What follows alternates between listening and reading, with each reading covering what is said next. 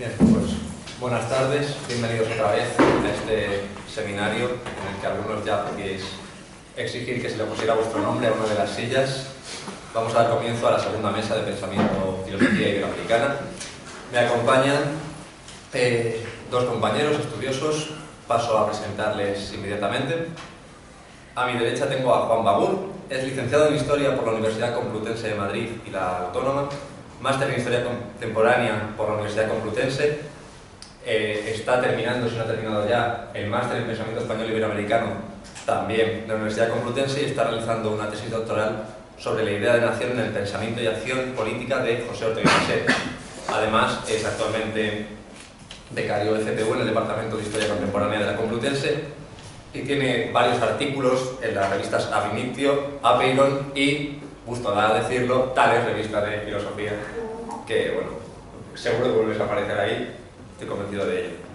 A mi izquierda está Manuel López Forjas, es licenciado en Humanidades por la Universidad Popular Autónoma del Estado de Puebla, máster en Pensamiento Español Iberoamericano en la Universidad Autónoma de Madrid, homónimo de Juan, y doctorando en dicha universidad con una tesis sobre el colectivismo agrario en Joaquín Costa. El procedimiento será el mismo que hasta ahora, expondrán ambos ponentes y luego tendremos un turno de preguntas.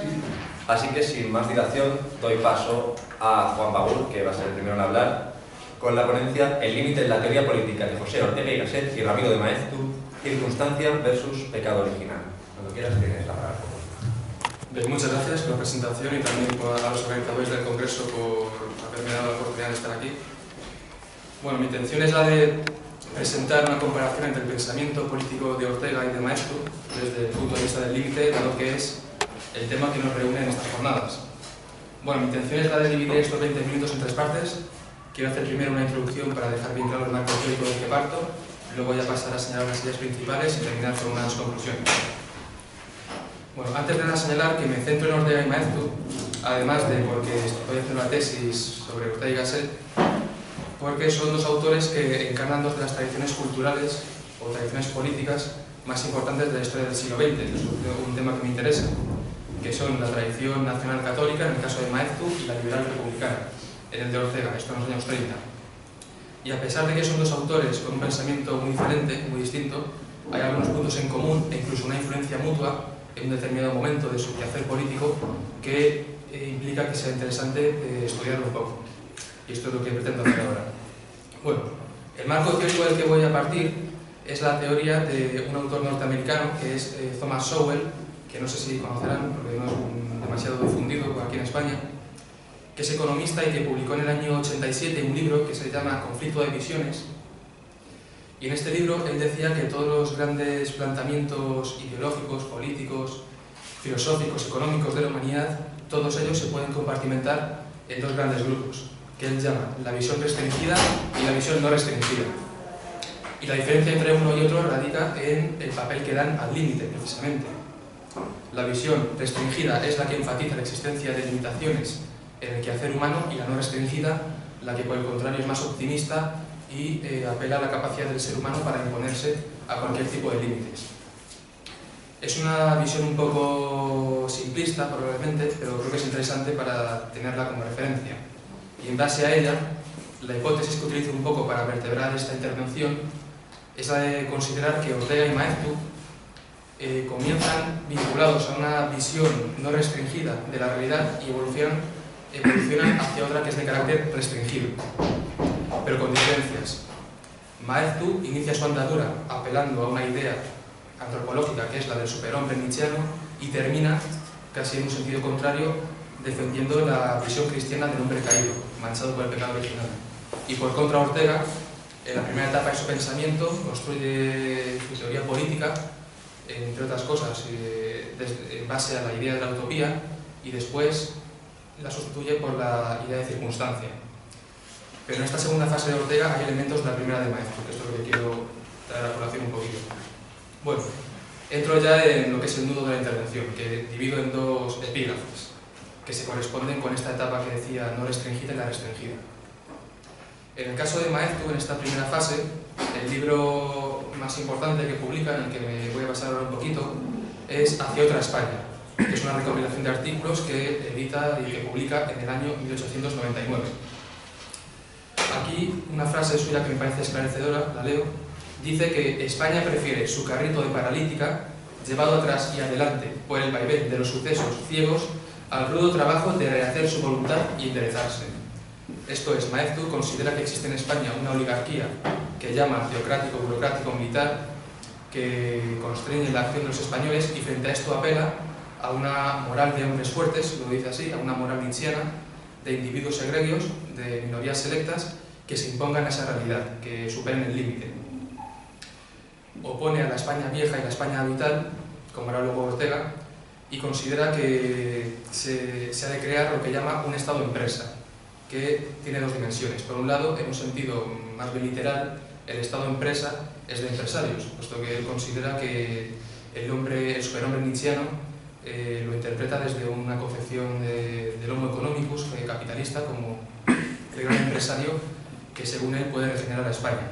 Pero el Estado-empresa también tiene otra dimensión, que es la de lo que Nietzsche llama la Kinderland, la patria de los hijos, frente a una Vaterland o patria de los padres que mira al pasado, que considera que existen límites que ya sean buenos o malos hay que tener en cuenta para llevar a cabo la acción política. Frente a esto, Maeztu apela a un Estado-empresa que mira hacia el futuro. Y bueno, y para esto el método que él plantea es el de hacer una selección de los mejores, que logra descubrir a las individualidades sensatas y enérgicas de España y que éstas organicen al Estado en una nación de trabajadores. Todos estos conceptos que he señalado, selección de los mejores, organización de la nación y nación trabajadora, estarán muy presentes en Ortega. Quien la haya leído lo sabrá y luego lo voy a exponer un poquito.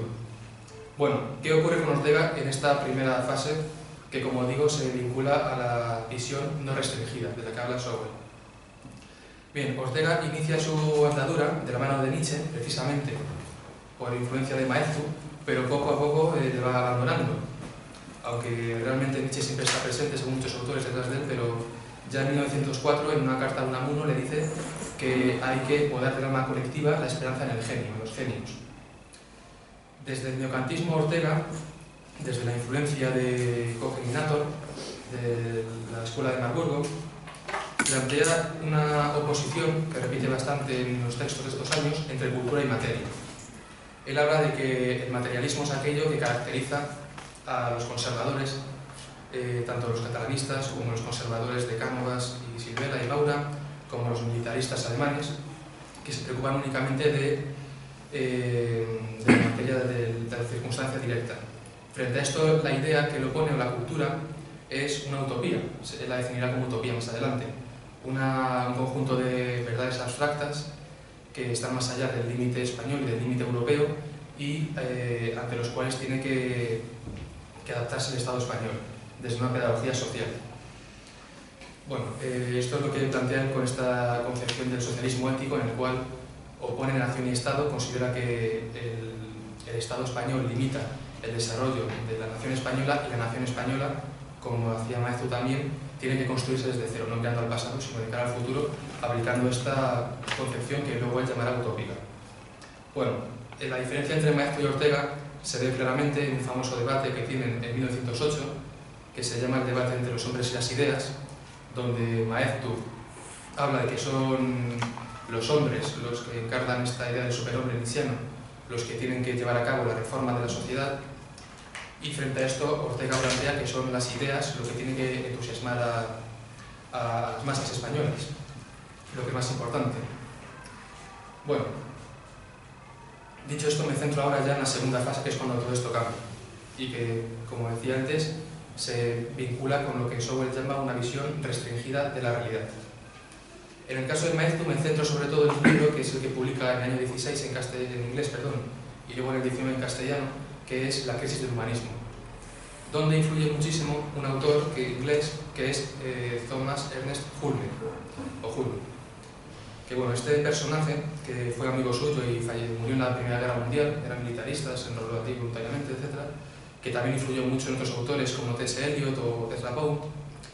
Él construye toda su teoría estética, política, de economía no escribió, de estética, filosofía en general, lo construye desde la reflexión acerca del pecado original cristiano y considera que desde el Renacimiento y hasta el siglo XX hay una etapa de pensamiento que se caracteriza por la no aceptación del dogma del pecado original.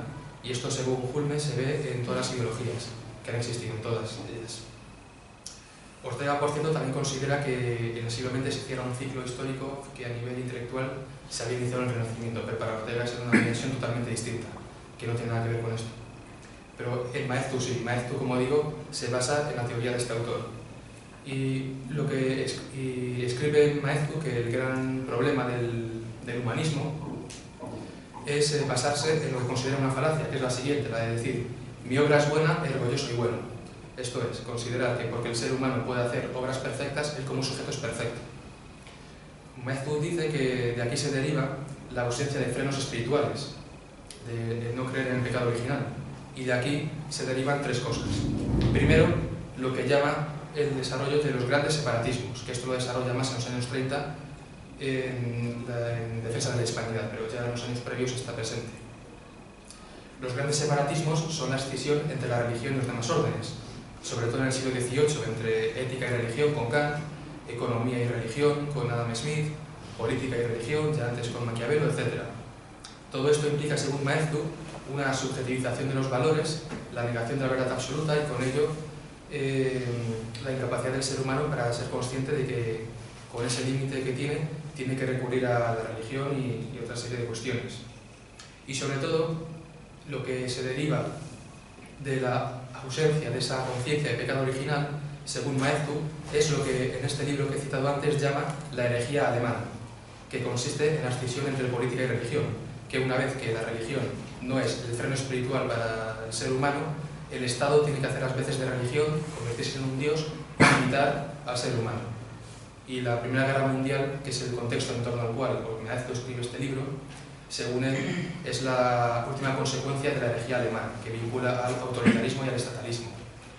Puesto que Maeztu, a pesar de ser un autor, sobre todo en los años 30, autoritario, siempre será también antiestatalista, ya de esta fase. Bueno, escribe Maeztu en este libro: la conciencia de su superioridad sobre las demás criaturas debe servir para curar al hombre de su concupiscencia, pero la conciencia de su inferioridad respecto de los valores absolutos debe servir para curarle de su orgullo. Maeztu insiste, siguiendo a Hulme, que el pecado original tiene dos pecados como consecuencia, que son la concupiscencia, que es un pecado material, y el orgullo, que es de índole espiritual. Ortega también escribe bastante sobre el orgullo de los españoles, considera que el hombre masa existe, entre otras cosas, por la falta de humildad, y en esto coincide con Maeztu, pero no es por esta interpretación cristiana. El Maeztu, como digo, este orgullo que dice que caracteriza a los españoles tiene esta dimensión totalmente católica. Y frente a ello plantea dos cosas, el autor vasco. Primero, lógicamente, una recristianización, una recatolización de la sociedad. Él valora muchísimo en este libro y en otros textos la virtud de la prudencia, que según Sowell, además, es una de esas virtudes que siempre han defendido los partidarios de la visión no restringida. Y la prudencia, como se sabe, es consecuencia de la necesidad de conciliar idealidad y realidad, de que los ideales se encuentran con límites.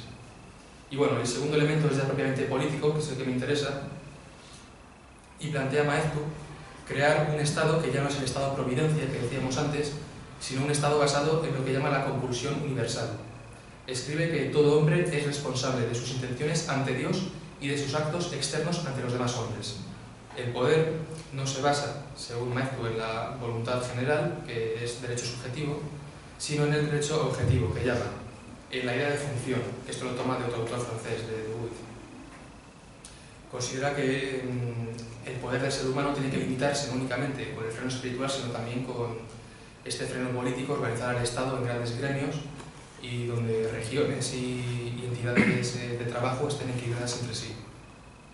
En definitiva, su planteamiento político tiene dos principios: el principio de limitación, que es este que he señalado, y el principio de jerarquía, puesto que él siempre mantiene esta concepción elitista que ya he señalado antes como base de su pensamiento. Y ya para ir terminando, me centro ahora en Ortega, cómo cambia su planteamiento en esta segunda fase de su quehacer filosófico y político. el momento en el que Ortega abandona este utopismo del que hablábamos antes, el neocantismo, como sabrán, es cuando publica Meditaciones del Quijote en el año 14 y afirma yo soy mi circunstancia.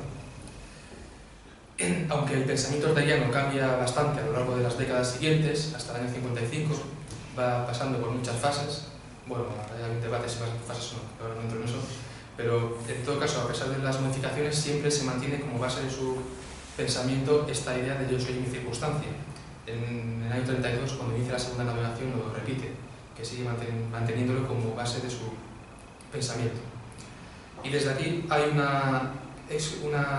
texto que publica en el año 32, bueno, más que un texto, eso en el debate, precisamente de un tema de actualidad acerca del Estatuto Catalán de la Segunda República, cuando escribe Ortega, un texto que, como digo, me parece esclarecedor y pues es que la utopía es mortal, porque la vida es hallarse inexorablemente en una circunstancia determinada, en un sitio y en un lugar. Y la palabra utopía significa, en cambio, no hallarse en parte alguna, lo que puede servir muy bien para definir la muerte. La vida implica estar limitado en espacio y en tiempo. Y Ortega, contra el utopismo, plantea ahora esta idea de circunstancia, que hay que basarse, partir de aquí, de esta entidad para el quehacer personal, pero también el político. En otro texto de este momento, Ortega escribe que el hombre es una entidad infinitamente plástica, de la que se puede hacer lo que se quiera. Pero, bueno, es decir, que Ortega, como dice María Zambrano, considera que estamos condenados a ser libres, que la libertad forma parte de la esencia del ser humano, pero esta libertad está en gran medida limitada por la circunstancia. Y en este mismo texto Ortega sigue diciendo: el carácter de un pueblo no es sino la acumulación de su peculiar pasado hasta aquí, su peculiar limitación. Considera que existe una identidad nacional que hay que tener en cuenta para poder llevar a cabo una reforma política eficiente, no como antes que decíamos, que plantea una concepción más abstracta. Hay que tener presente que la libertad humana que existe y que es necesaria tiene que desarrollarse sobre esa situación que espacio y tiempo van mostrando. Por esto me parece muy interesante un concepto de Pedro Cerezo, en el cual él habla, comentando a Ortega, de la política de base fenomenológica. Es decir, opone Cerezo la utopía y la fenomenología de España, que según este planteamiento de Ortega hay que hacer un estudio del fenómeno España, y el propio Ortega utiliza este concepto, fenómeno España, y a partir de ahí, de ese estudio, extraer los elementos de la forma potencial que tiene España, y no aplicar principios abstractos y utópicos. Ya en los años 20, cuando Ortega publica España invertebrada, ataca lo que llama la magia del deber ser, el utopismo intelectual. Y frente a esto dice que solo debe ser lo que puede ser y solo puede ser lo que se mueve en los ámbitos del ser. Hay que tener muy presente siempre esa circunstancia que nos limita y nos lleva hacia un lugar concreto. Y bueno, esto en definitiva se traduce en una concepción de la política que es una política, como digo, de base fenomenológica, en la cual Ortega mantiene una definición del Estado y de la nación como una comunión de masa y élite. Dice que la nación es una masa humana organizada y estructurada por una minoría de hombres selectos. Esto lo define así en España invertebrada, pero siempre mantiene una definición similar a lo largo del tiempo. Y entonces considera que primero tiene que hacerse una selección de minorías selectas y luego ellas hacer esa política fenomenológica de la que hablábamos y organizar a la sociedad, vertebrar a la nación. Estos conceptos que decía antes que eran de Maeztu, pues Ortega, como vemos, los va desarrollando: el de selección de los mejores, el de organización de la nación, el de nación de trabajadores. Y así por acabar ya, en los años 30, que es cuando confluyen los dos proyectos, la Segunda República, vemos que Maeztu, con Acción Española, plantea una restauración nacional católica de España, que haga de la religión católica uno de los pilares clave, y Ortega plantea crear una república de trabajadores. Y esto es un concepto de república de trabajadores que aparece en el preámbulo de la Constitución de la República, que Ortega reivindica que él fue uno de los que lo plantearon. Y por eso ese proyecto, que plantea una idea de nación laica y modernizadora, incluye el proyecto político orteguiano, que como sabemos se decepcionó enseguida, pero bueno, por lo menos allí confluye. Y bueno, ya en conclusión, ya para terminar, lo que he tratado de mostrar hasta aquí es que Ortega y Maeztu comparten el hecho de iniciar un planteamiento filosófico y político basado en una visión no restringida de la humanidad y terminan en otra restringida, pero que lo hacen desde vías distintas y que a pesar de eso en Ortega vemos mucho del primer maestro. Y esto es todo, muchas gracias por su atención.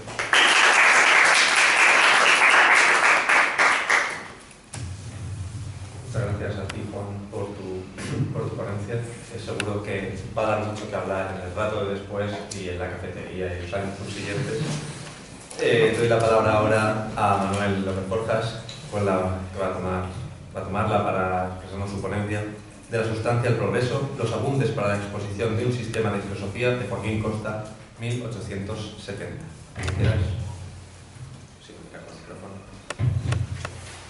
Muchas gracias, Rodolfo. Muchas gracias a la Fundación Tales por organizar estos congresos.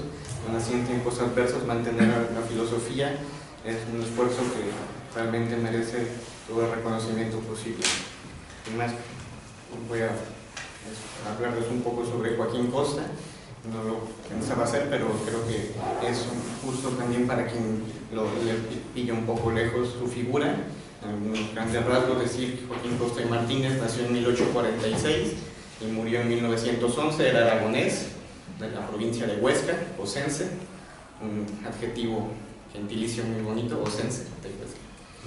Y él es considerado, en resumen, como el líder del movimiento. En primer lugar, ya es polémico que se llame movimiento, pero en la historiografía pues, de los últimos años se llama así, regeneracionismo español.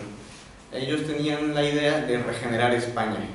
Pensaban que España estaba enfermo, era un cuerpo, un organismo enfermo, y había que regenerarlo, había que curarlo. La regeneración tiene dos variantes, una que es, digamos, procedente de la biología, que tiene que ver con la generación de los tejidos del cuerpo, los tejidos del conjunto de células, los tejidos que forman órganos. Y por otra parte, desde la tradición latina, regeneración se lo encuentran en los diccionarios de lengua española, los diccionarios también de filología clásica, lo utilizaban incluso los romanos en un sentido moral.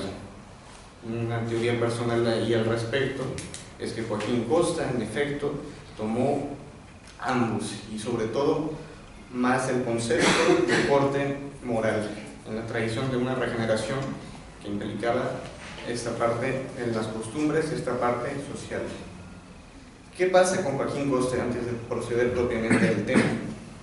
Porque esto es muy importante decirlo, que lo encontrarán en algunas interpretaciones y hay autores en los que no hay que hacerles justicia porque finalmente la historia los va redimiendo. En el caso de Costa y los regeneracionistas, Ricardo Macías Picabea, Damián Nicéon, Joan Maragall,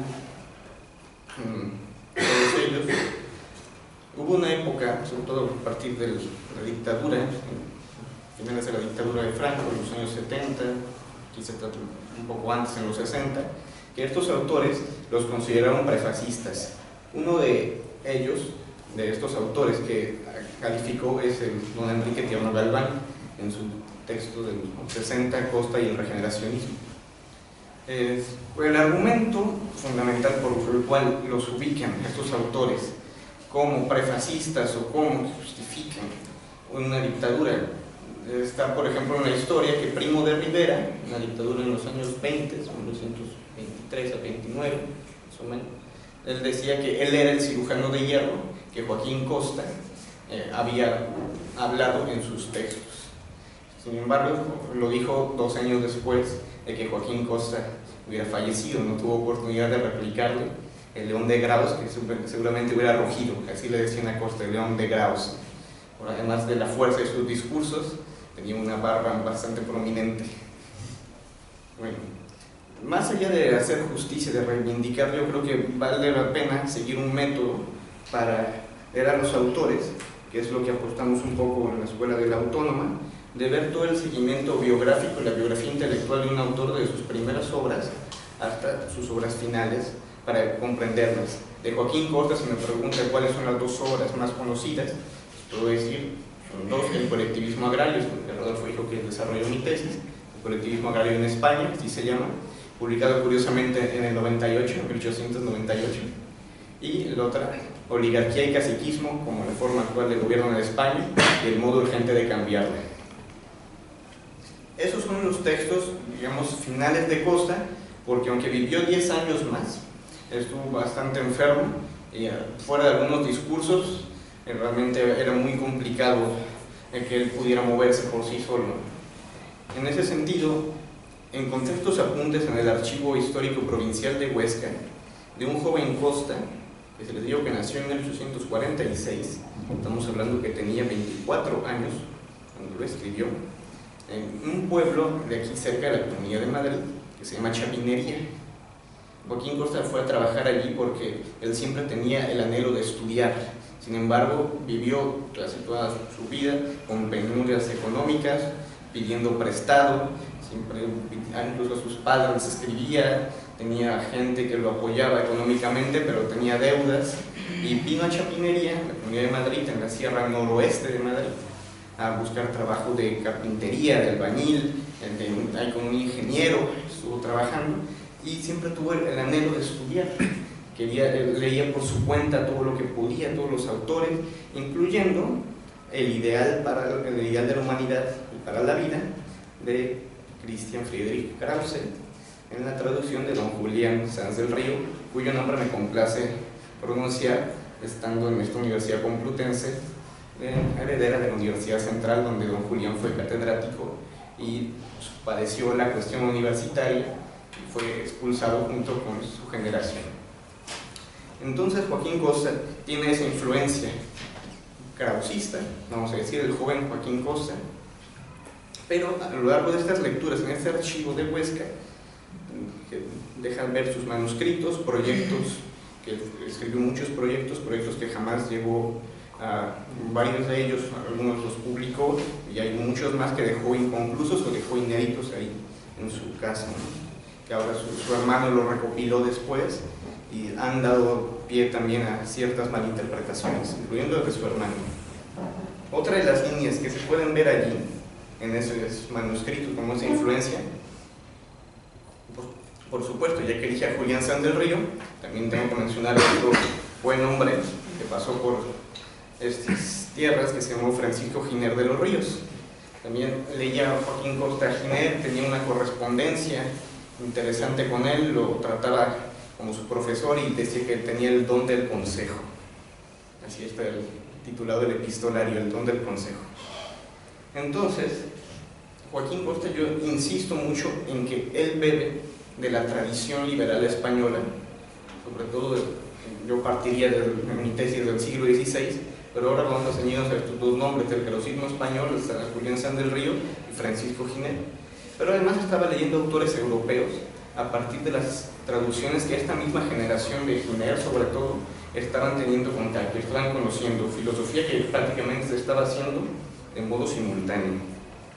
Para entrar en concreto al tema del progreso, Costa conoció indirectamente la obra de Pierre-Joseph Proudhon, o Proudhon, vamos a decirle castellanizado para no sonar como exagerados. El Proudhon, y en concreto la filosofía del progreso. La filosofía del progreso, así como otras 5 obras de Proudhon, las tradujo Francisco Pi Margall, presidente de la República, la primera República Española, en el sexenio liberal, ¿no? Después de la gloriosa, después de la Revolución Democrática, de 1868 a 1874. Y Francisco Pi Margall tradujo y fue, digamos, el principal impulsor del pensamiento de este padre del anarquismo francés, de Proudhon. Costa conoció la obra de la filosofía del progreso de Proudhon a través de, primero, de Ramón de Campoamor, el poeta, que normalmente considerado poeta, pero también pensador, Ramón de Campoamor.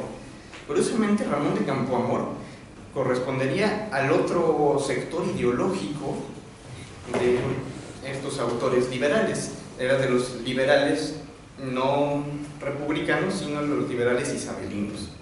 En ese sentido, la obra en la que conoce Joaquín Costa estas ideas anarquistas, curiosamente, fue en lo absoluto de Ramón de Campoamor, una obra de 1865. Y aunque Campoamor es considerado un poeta, por ejemplo, tiene este verso tan que siempre se repite: nada es verdad, nada es mentira, todo depende del cristal con que se mira, más o menos para que lo ubiquen en un espectro. Pero él precisamente desprendía en términos prácticos de lo absoluto, del principio, de lo eterno, lo inmutable, desprendía un sistema político absolutista, evidentemente. Costa se dio cuenta de ello y, sin embargo, le tomó la palabra en algo muy fuerte como crítica, que se le decía sobre todo a los jóvenes, un joven de 24 años, que una filosofía seria debe estar fundamentada en una metafísica. Pensemos en los años 1860, siglo XIX, una filosofía realmente consolidada debe tener una fuerte base en algo sustantivo, en la sustancia, por eso le puse en intervención en la sustancia. En la intervención, la obra de Campoamor la enfocó, les digo, hacia, digamos, sería la parte de Parménides, ¿no? Hacia lo inmutable. En cambio, el Campoamor estaba justamente dialogando con Proudhon, criticando a los progresistas, que decían que precisamente estos progresistas pensaban que si todo está en continuo movimiento, si el principio de la realidad y del ser, el ser mismo está en movimiento, nada, todo cambia, nada permanece igual, que con ello no se puede fundamentar una sociedad, que debe haber una mínima base teórica, una base metafísica en la cual recae la realidad. Esto Costa lo estuvo matizando, lo estuvo leyendo a través de, les digo, con este diálogo con dos, con Campoamor y conociendo a Proudhon, y él se preguntó: entonces necesariamente debe haber un conflicto entre el progreso, entre una idea de movimiento, el progreso entendido como movimiento, y una base metafísica, y desarrollar la idea de sustancia, desarrollar conceptos como la gran idea de la cual se desprenden todas las demás ideas, todos los demás pensamientos, que es la fuente, que tiene una fecundidad inagotable. Es posible hablar de categorías fijas, Campoamor hablaba de la cantidad, y a la vez agregar categorías como la fuerza, el amor, la vida, el alma. Pensar que en esa época, sostener que todo este movimiento, toda esta vida confluye hacia Dios, hacia una idea sustantiva, hacia un principio del cual se desprenden todos los demás entes.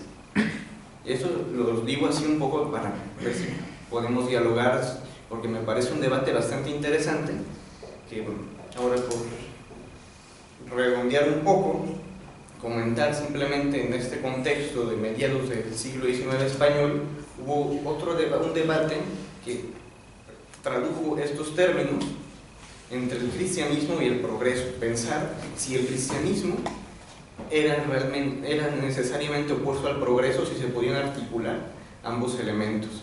El cristianismo implicaba, por supuesto, una tradición metafísica, implicaba mantener las categorías filosóficas de la tradición, ¿no?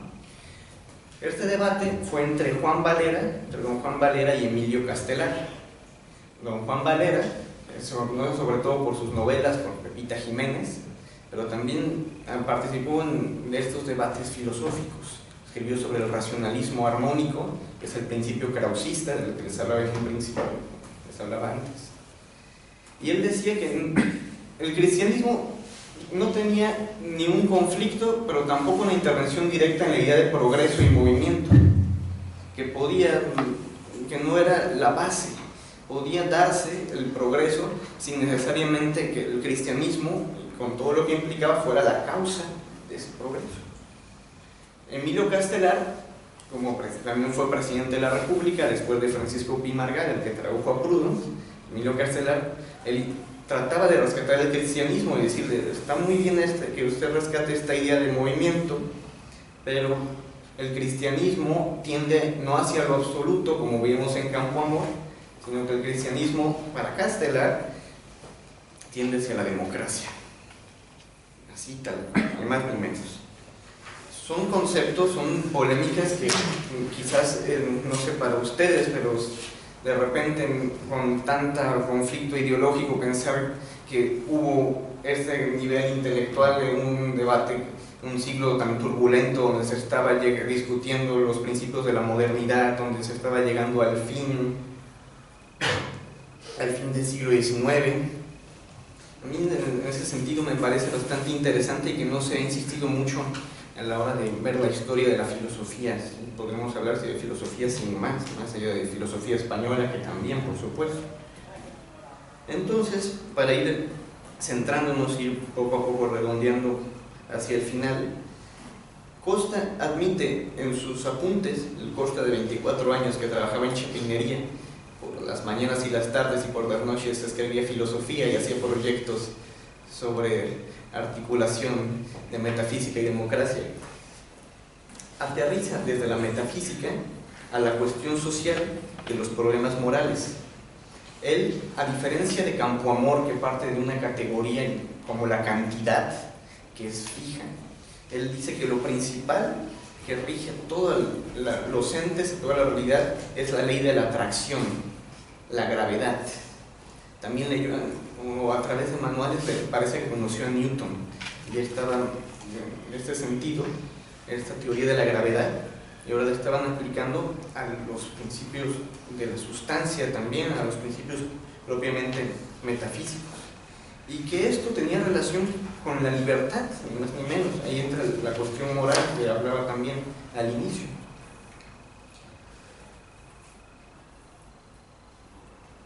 Es que no quiero tratar muchos temas sobre conceptos para no marearlos demasiado, simplemente esbozar que Costa dialoga también con la tradición, con los conceptos del alma, el alma mineral, el alma animal, la sensibilidad, el instinto, la inteligencia, la reflexión, y el ser humano como el aglutinante de todos los grados y todos estos grados anteriores de la vida, perfeccionados, y además de eso la conciencia.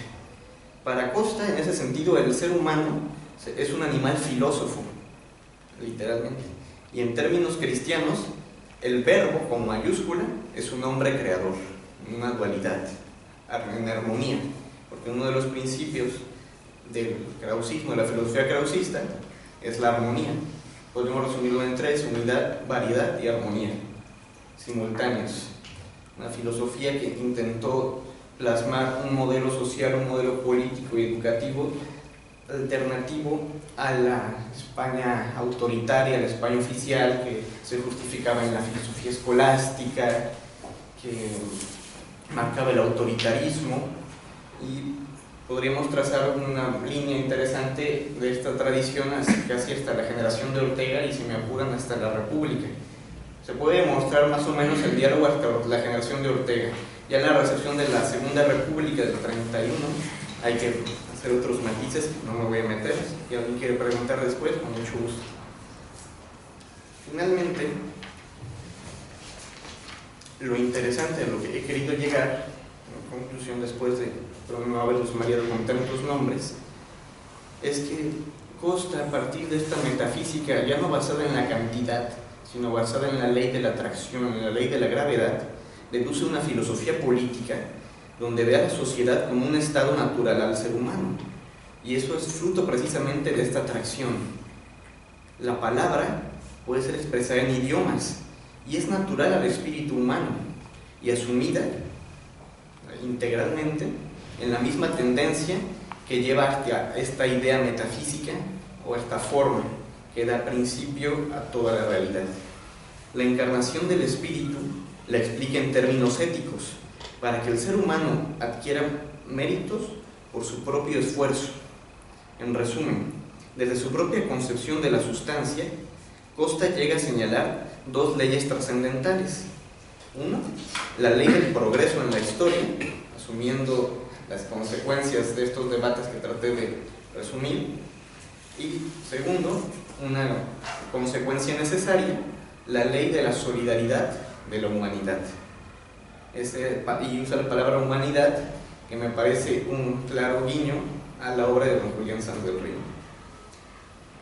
Para finalizar, quiero dejar algunas preguntas, a ver si pueden generar algún diálogo, que como yo digo, como toda filosofía que intenta una base seria, una base rígida, a la vez sugiere varias dudas sobre las posibilidades de intervención de esas leyes en la realidad, sobre todo de estas leyes, les digo, del progreso y la solidaridad. En resumen, es posible hoy en día, con una sociedad que vive tantas injusticias, atentados contra la dignidad humana, violencia, corrupción en todos los órdenes y niveles, es posible pensar, incluso en la actualidad, ya no pensemos en el siglo XIX, es posible pensar en la actualidad, que la humanidad va en marchas hacia, todavía en el progreso, en vías de la idea de progreso. Esta decadencia ha anulado, o no habrá anulado, mejor dicho, esta tendencia universal de atracción hacia este principio de lo infinito, de lo trascendente. Y finalmente, con esto acabo, ¿realmente es posible, ustedes creen que sea posible articular las relaciones entre la realidad y el espíritu? Muchas gracias.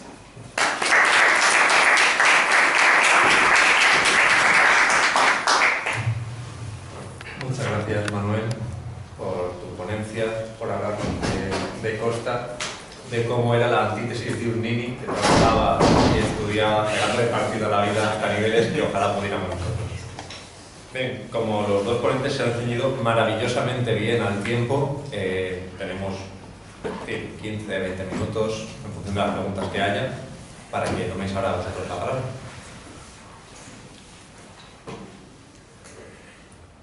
Yo tengo preguntas, pero cedo primero. Bueno, en primer lugar, muchas gracias por las dos ponencias, me han parecido muy interesantes. Creo que el tema de España sí que la gente todavía, y es un asunto que genera gran interés teórico, y creo que no es casualidad. Y creo también que, bueno, que el tema de España, bueno, se juega en gran medida una gran parte de lo que hoy podemos llamar filosofía, ¿no?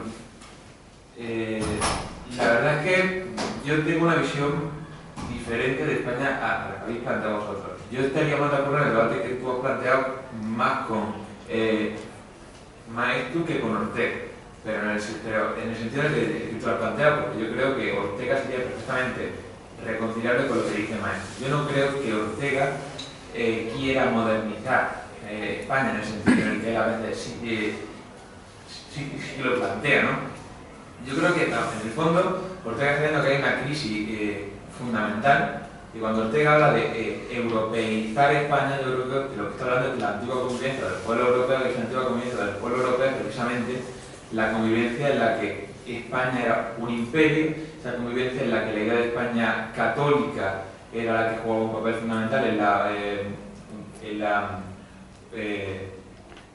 unión de todos esos pueblos, entre los que lo que había eran viejas rencillas y no una guerra tal y como la planteamos, porque las guerras actuales lo que llevan es a la aniquilación del otro y no precisamente una rencilla normal.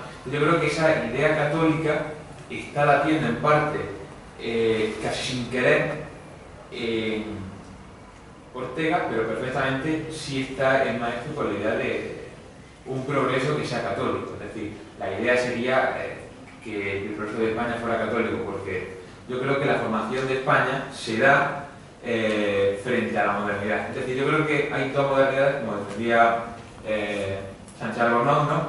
Raúl Sánchez Albornoz, el famosísimo historiador y célebre, que está la modernidad, digamos, de Europa y la modernidad de España, que será completamente diferente. Yo pienso que se puede seguir una línea perfectamente entre la mayoría de los pensadores de España y lo que plantea Sánchez Albornoz con respecto al neocatolicismo. Es decir, yo creo que no es casualidad que Ortega hable de razón vital, que Ortega hable de la antigua convivencia de los pueblos europeos como una convivencia del antiguo imperio español católico, y tampoco creo que sea casualidad que hable de una crisis, y que esa crisis tenga mucho que ver primero con la pérdida de la individualidad, con la pérdida de los valores, con la creación del hombre masa y con la necesidad de una idea que mueva de nuevo al hombre. Yo creo que en el fondo de en el fondo Ortega se está rebelando en cierto modo contra el catolicismo, esta donde la modernidad está siendo muy estancante. Y bueno, y con respecto a la ponencia, yo creo que ese regeneracionismo tiene que ver precisamente con devolver la vitalidad de la idea del mismo catolicismo, porque yo creo que el problema real es que cuando España ya es plenamente moderna, cuando la modernidad, digamos, le gana la guerra a España y España se viene decreciendo del siglo, desde los Austrias prácticamente hacia abajo, viene en decadencia, se forma un catolicismo que es de la contrarreforma, que no tiene fuerza suficiente como para hacer frente digamos, a esa idea, y es un catolicismo rancio, clerical. Y ese es, digamos, el catolicismo que hoy tenemos. Ese catolicismo clerical yo creo que es el que hay que combatir. Pero por otra parte hay un catolicismo esencial, que sería el de Maestri, por ejemplo, ese catolicismo que es también castelar, ¿no? Esa idea de catolicismo en la que sí hay un progreso católico, exactamente católico, frente a un progreso moderno. Entonces esa es mi tesis más o menos sobre lo que significaría la idea de España. No sé lo que pensáis vosotros, pero creo que es interesante, no sé. ¿Quién quiere?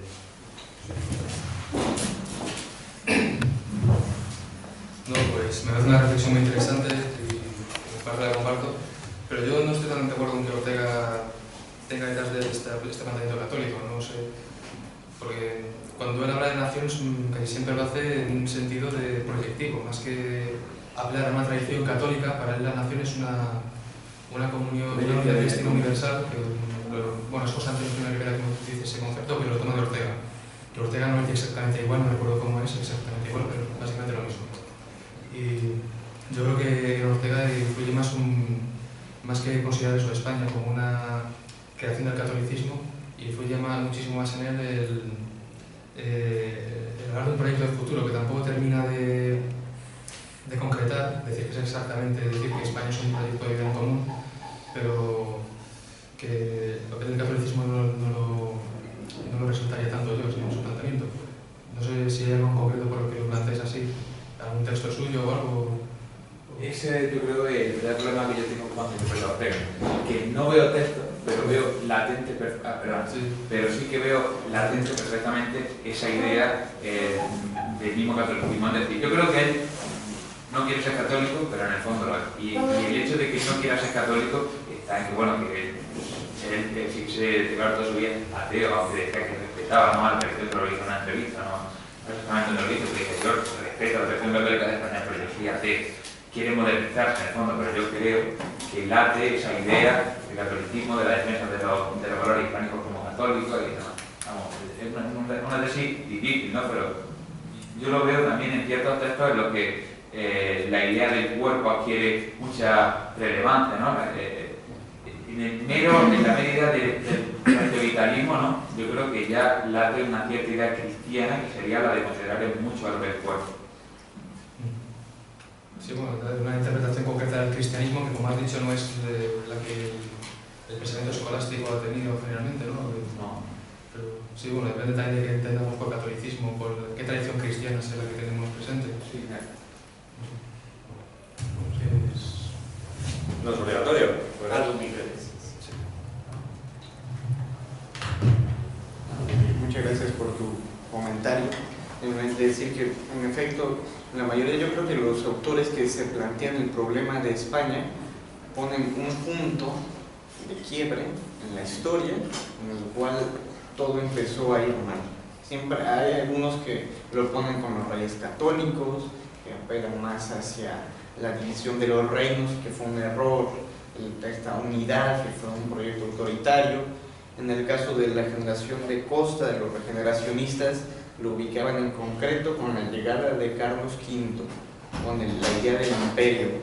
Sobre todo, más que Costa, Ricardo Macías Picabea, El problema nacional, es una obra más o menos contemporánea, al 98, decía justo que llegó Carlos V fue como un cuerpo extraño, como una especie de bacteria que llegó a enfermar a todo el cuerpo social, que era España, que eran los reinos hispánicos en ese momento.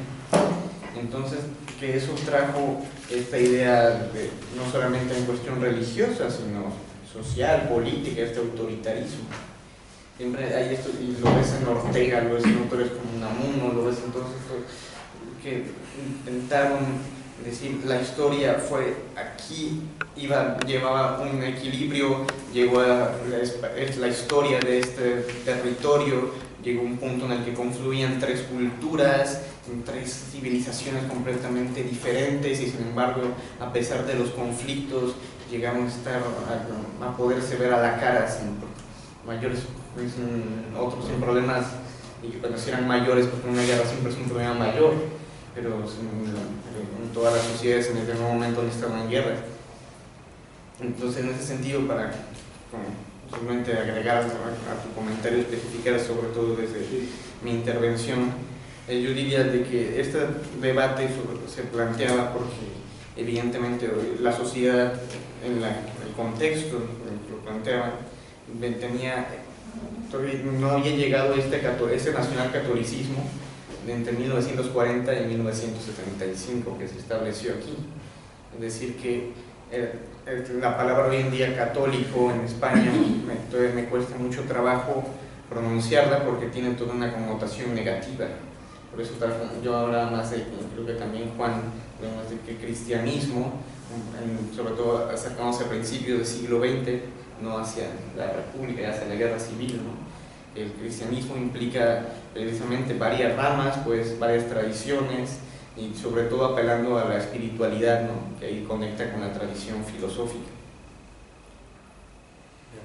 Bueno, yo con permiso de la sala me arrogo el derecho a preguntar, porque una de mis preguntas se entronca con esta conversación y ya de paso les planteo las otras que poco o nada tienen que ver. Pero es que a propósito de este punto, la mayoría de pensadores españoles a partir del 19 sitúan la ruptura, como has dicho tú, la cuesta abajo.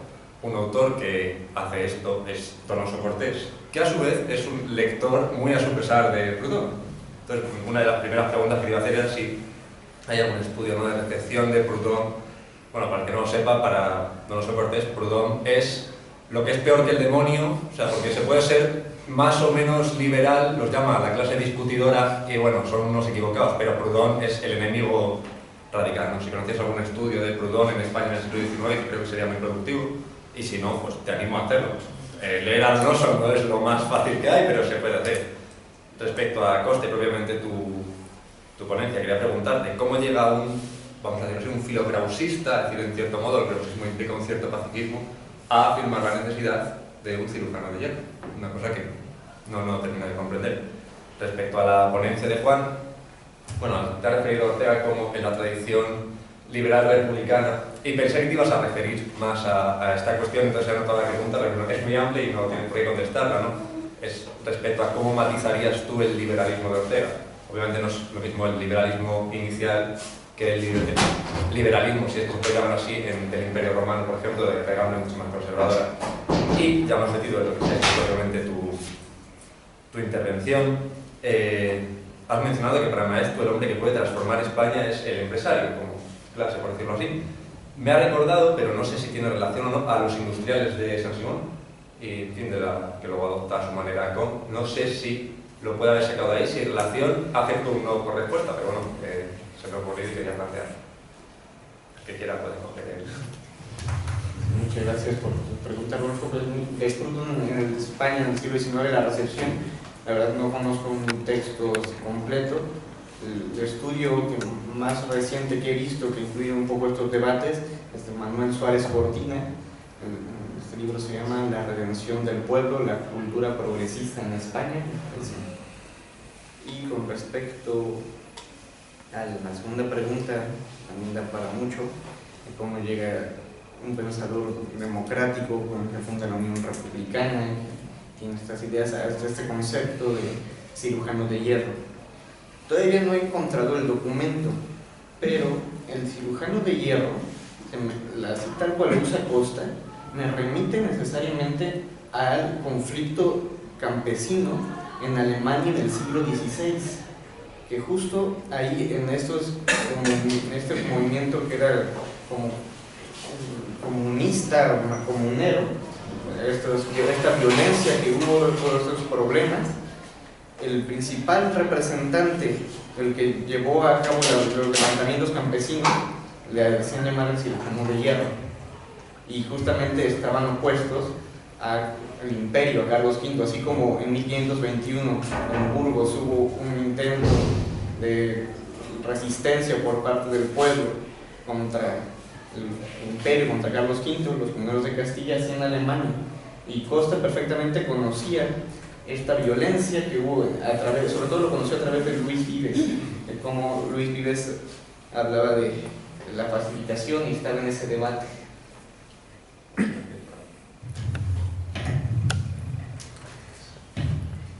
Bueno, pues sobre la segunda pregunta, no sé si exactamente el maestro toma de San Simón esta idea, pero probablemente San Simón está latente en él, porque sí que en algún momento lo cita y Ortega también, por cierto, también ha sido San Simón y también muy claro.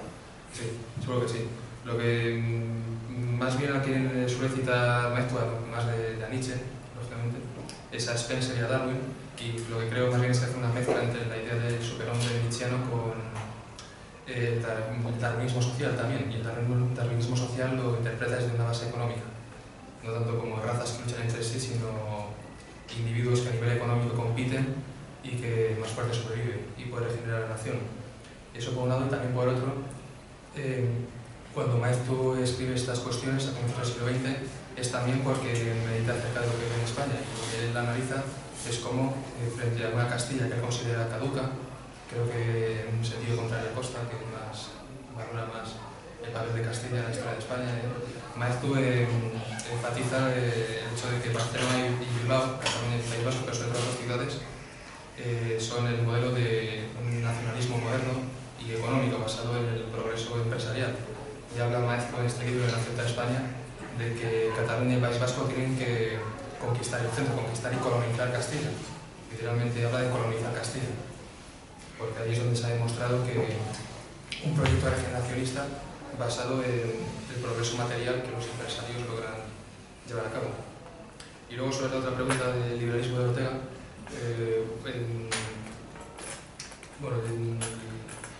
Ortega define en algún texto, no me acuerdo cuál es, habla de que distingue el liberalismo de democracia, dicen que la democracia es lo que responde al origen del poder y el liberalismo a los límites del poder. Y ahí yo creo que es donde está la clave de todo su liberalismo, ¿no? Que va evolucionando bastante a lo largo del tiempo, comienza siendo liberal socialista en la primera etapa de su pensamiento, y luego parece que se va haciendo más conservador, pero siempre, por lo menos desde 1914 aproximadamente o un poco antes, siempre esta idea del liberalismo como buscar la limitación del poder del Estado ante el individuo es la clave de su pensamiento político, para evitar precisamente que la sociedad de masas destruya a las minorías secretas. Gracias, doctor. La verdad es que el papel de Castilla en la filosofía española, lo de Ortega, ¿no? Castilla hizo España y Castilla la deshizo. A su vez las ideas estas de la Liga, ¿no? Si habría que dividir poderes, las de arriba y demás, en fin. Pero bueno, vuelvo a cederos la palabra que os he robado y os pido disculpas por ello. Si la queréis. Sí. Bueno, en primer lugar agradecer a los ponentes. Me gustaría mostrar, más que hacer una pregunta, sí hacer una reflexión. El proceso de nacionalización de la Iglesia Católica tiene lugar a finales del siglo XIX. Porque de hecho fue precisamente una de las principales trabas que encontraron los liberales en su proceso de nacionalizar España, fue precisamente la Iglesia Católica, porque la Iglesia Católica lo que quería era educar católicos, no quería ciudadanos de una nación. Otra cuestión que me gustaría tocar era el tema de vincular cristianismo con democracia. Es decir, toda esta idea viene de la Rerum Novarum, de la encíclica de León XIII, con toda la doctrina social de la Iglesia, y en realidad no se corresponde, es decir, leemos en el libro 11 de la ciudad de San Agustín, donde es casi inviable, ¿no? Algo así, una especie de cristianismo democrático, ¿no?